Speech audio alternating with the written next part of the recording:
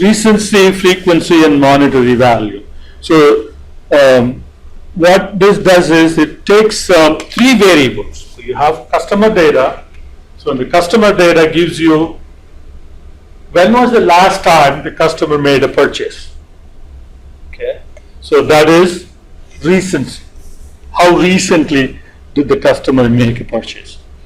And then how many times the customer placed orders in the past, a certain number of years, right from the beginning or in the last 5 years, in the last 3 years, whatever the time frame may be, how many times did the customer make a purchase? That is your frequency.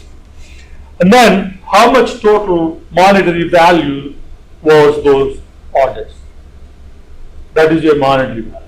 So there are three variables. So the segmentation here or clustering is based on only these three variables.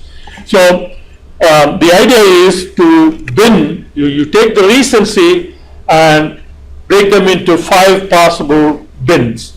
The most recent, and then the one before that, and the one before that, and one before that, and one before that. So there are 5 of those. Okay, and again, you take the number of orders into 5 categories, 5 bins. And monetary value, again, is like a frequency distribution, the 5 categories. So now you have a 3-dimensional cube, and these are highest bin to the lowest bin ranging from 1 to 5.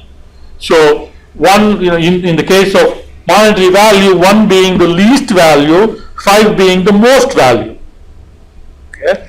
And number of orders, again, 1 being the least number of orders, 5 being the most number of orders. The recency is a little bit tricky. Recency, 1 being the least recent, 5 being the most recent.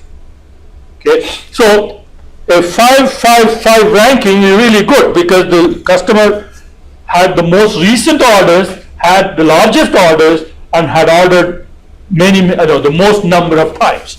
So those customers, 5-5-5 customers, are the prime customers for us to contact and try to make a sale.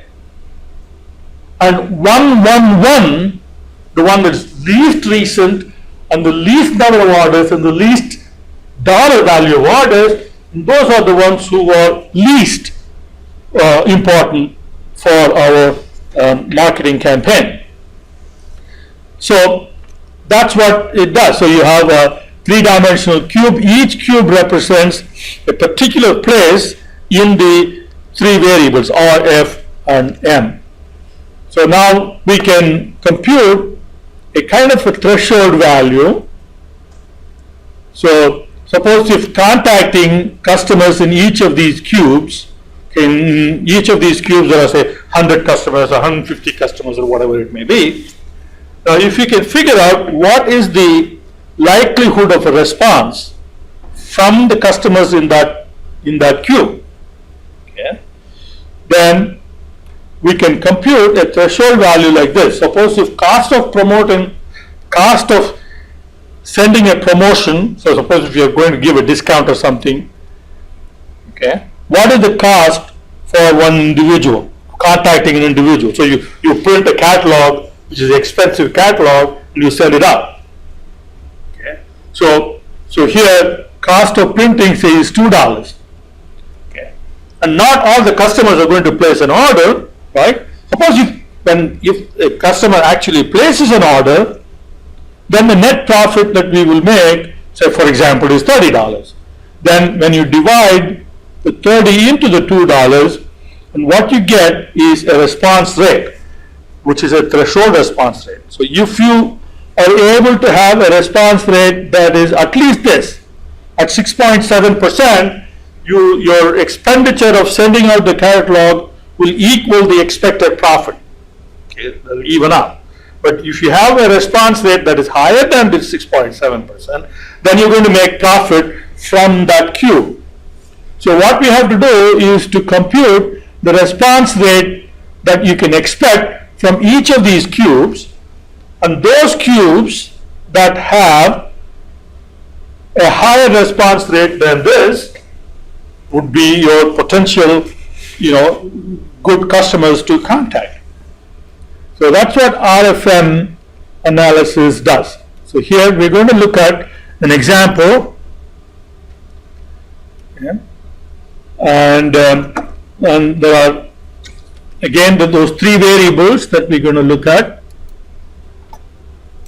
and the data for this is catalog 2010. We have a bunch of variables here, and this file is with each customer. We have a bunch of variables, and the variables are described in the handout that I have. Okay. So you open the file, and the recency, frequency, and monetary value analysis is under data mining. Okay. And now it allows you to use two types of data. Okay. One is transaction level data, the other is customer data. So you have to make a decision first. Do I have a transaction level data or customer level data? So transaction level data is just raw transactions. So a given customer may appear more than once. So there is a lot more work to be done, but SAS will do those kinds of things automatically, like figuring out what is the most recent time frame when the customer placed an order, how many orders were placed, and so on and so forth. Okay. But if you have a customer level data, then those computations you have to make yourself. Okay. So here, before if you have a customer, and since we have a customer level data, so now we can say customer ID goes into customer identification, and we're going to use $24, DOLL24, that's our dollar amount spent in the last 24 months. So that would be your amount of transaction. Okay. And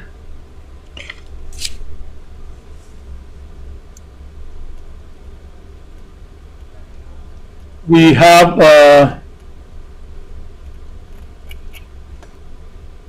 frequency of purchase. So that's your number of transactions. And now for recency, we have a variable here called day last. But the problem here is day last, okay, the smaller the value is the most recent purchase. How many days has it been since the last purchase? The other two, the number of purchases, smaller the number, lower is the number of orders, and larger value is preferable.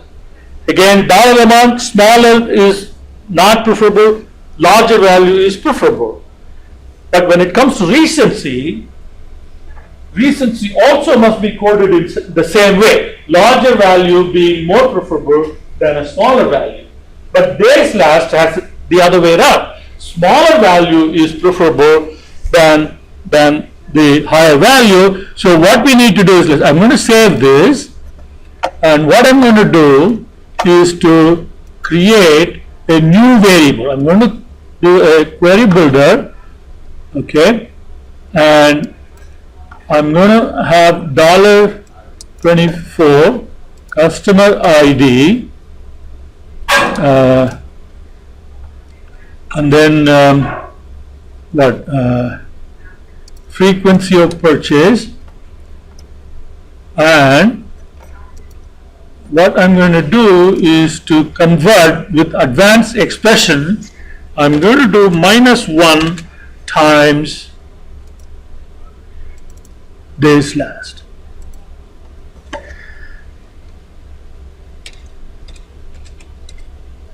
And I'll call that recent. Okay. So now larger numbers are the ones with most recent purchases. So now let's change the input here to the output of the query. All right.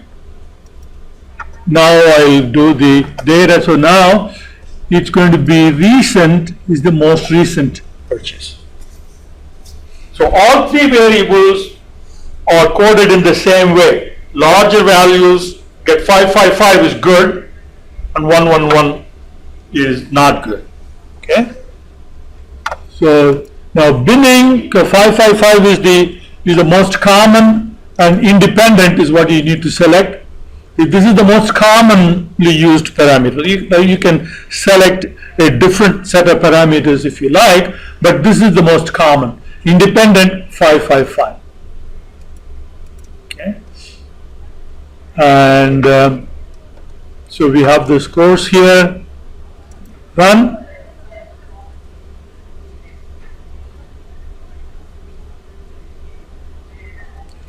So now you have the 555 groups. Right. So now we have the segments. 5 times 5 times 5, 125 clusters are there. But how do you use these 125 clusters? So we have to evaluate what has been the response rate in the past in each of those 125 clusters, and select those clusters with at least the threshold level of response rate that we calculated, 6.7%. Okay. So we are running out of time now. I don't want to rush through this. So we'll stop here and we'll pick up from where we left off next time.